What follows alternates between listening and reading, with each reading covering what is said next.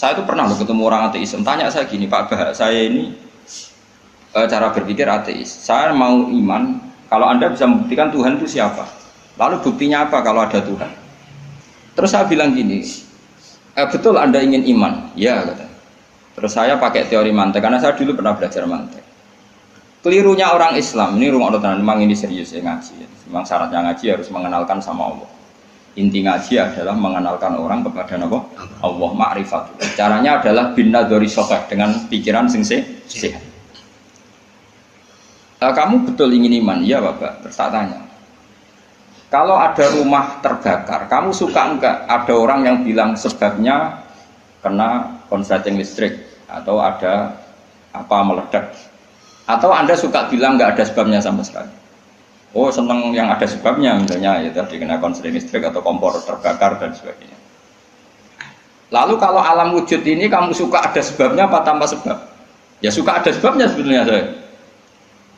Nah, sebab itu oleh Islam dinamai Tuhan. Sebab ini oleh Islam dinamai.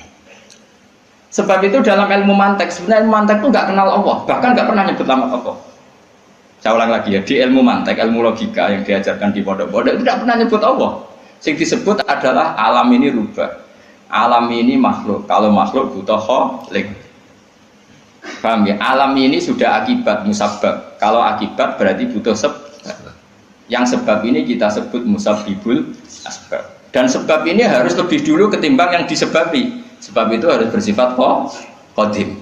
Dan kalau wujud ini butuh sebab wujud, maka wujud penyebab disebut wajib atau wujud superior atau wujud super. Kita sebut wajibil wujud. Paham ya? Sehingga wujud yang ada ini kita butuh sebab. Yaitu harus ada wujud yang superior, kita nambahi wajibil wujud. Nah, semua itu oleh Islam disebut Allah. Ya, semua itu oleh Islam. Tapi uniknya orang itu langsung iman. Betul ya orang itu. Nah kiai-kiai tidak mau menerangkan gitu Bapak. Sehingga saya nyari-nyari Allah itu siapa. Mulai dulu bilang kalau Allah itu faktor alam, saya iman. Itu kelirunya kita membalik logika. Dia mau iman, tapi dia nyaman dengan istilah Allah itu apa? Yang dikatakan Tuhan adalah penyebab dari semua ini. Mungkin Einstein bilang itu kausa prima, mungkin orang modern bilang apa saja. Paham sih belum maksudnya? Jadi akal itu harus menemukan itu pasti nggak nyebut Allah. Nah Islam yang mengatakan itu, coba sama cek saja. Ketika Allah mengenalkan dirinya, Iqra bismi rabbikal ladzi khalaq. Allah itu zat yang menciptakan. Khalaqal insana min 'alaq. Itu nggak pernah nyebut dirinya Allah. Ya Yuhanna su'budu rabbakum. Rabbakum siapa? Alladzi khalaqakum walladzina min qablikum. Tuhanmu itu siapa? Yang menciptakan kamu, yang menciptakan orang sebelum kamu. Sebagian ayat saya kata Allah nyembahlah saya itu siapa? Zat yang menciptakan langit bumi. Nah kemudian sifat-sifat ini oleh Islam yang punya sifat itu didamai. Tapi kelirunya kiai-kiai kalau nerangkan langsung Allah, tentu PKI pikirannya Allah itu siapa? Padahal akal hanya punya rumus alam ini butuh penyebab. Penyebab ini kita sebut musabbibul asbab atau kausa prima atau wajibil wujud. Yang Islam secara agama menamai itu Allah. Jangan langsung Allah, langsung Allah mesti ditanyakan Allah itu siapa? Paham ya? Nah itu kelirunya kita. Kita juga ikut keliru dalam apa? Merekonstruksi apa? Bangunan apa tahu? Makanya di Quran tuh sering nyebutnya itu apa? Sifatnya dulu. Ini penting saya utarakan. Jadi ini penting sekali ya karena nanti sampean senajan to muridku, kalau muridnya Mbah Mun, muridnya Bapak, nganti muridnya Nabi, nanti ketemu mungkar nakir.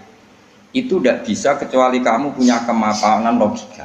Jadi taklid itu tidak bisa. Karena mungkar nakir itu kayak pegawai KPU, jadi nak takut itu tebak-tebakan.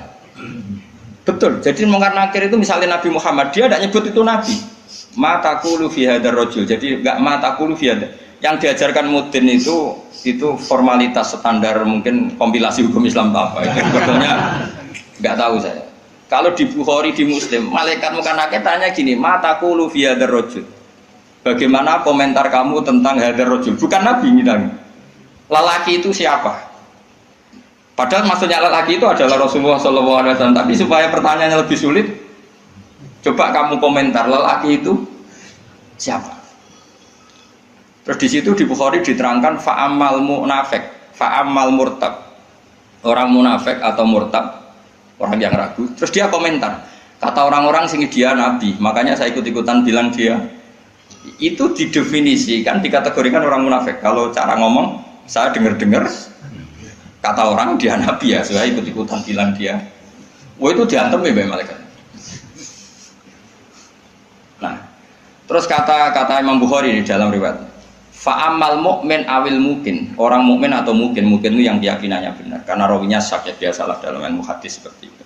Fayaqulu huwa Muhammadun ja'ana bil bayyinati wal huda fa'amanna bihi wa saddaqnahu. Kata-kata bil bayyinah. Orang itu adalah Muhammad. Dia nabi yang datang ke kita bil bayyinat dengan bukti yang begitu jelas. Maknanya bayyinat wal huda dan membawa petunjuk. Misalnya begini, ini yang saya alami. Kamu boleh copy paste, boleh ngeblat pikiran saya, tapi saya tidak menjamin mungkar nakir mengasisi karena syaratnya harus dari pikirannya sendiri. Tapi kita warai kerpean ya, misalnya begini, ini saya dan saya tanggung jawab sampai ketemu Allah. Aku roh Kanjeng Nabi, nak Nabi itu mergo ajaran sholat. Saya loh, meskipun saya tentu sudah iman dengan barokahnya Quran, hadis, guru-guru kita sudah iman. Tapi aku roh Nabi, nak Nabi tenan itu gara-gara sholat. Yaitu Nabi ngendikan as-sholatu imaduddin, sholat itu cagai aku. Coba kalau dia seorang raja, ngapain menjadikan orang dikon sujud ning pangeran, dikon rukuk, dikon happy mek pangeran. Itu satu, as-sholatu imaduddin. Terus Nabi ku mati-matian. Nah, ono sahabat gak sholat jamaah. Itu jari Nabi sekali-kali wong tak kon ngimami santri. Aku gak ngimami. Ape moro mae wong-wong sing ora sholat apa? Jamaah. Tak obonge. Itu dua. Tiga, Nabi itu ketika perang kondisi paling emergen, iku tetap sholat. Bahkan Nabi saking senenge sholat itu nak lunga. Kok sholat sunat? Iku ainama tawajjah bi rohilatu. Kadang madhep ngetan, madhep ngulon. Sementing iso sholat. Terus Nabi nak muji sholat itu sundul langit. Saking mujine sundul langit, wa ju'ilat qurratu aini fi sholat. Aku ayam nak wis sholat. Sifat ini sifat raja apa sifat orang yang dekat Allah? Itu pasti nubuah. Gak mungkin orang akal sehat. Misalnya orang ingin jadi presiden, kepinginnya ya suworo. Kepingin jadi rojo, kepinginnya monarki anak turunnya jadi. Ini ndak itu semua. Gak mungkin kalau gak Nabi kok orang punya berpikir sholat itu, paham?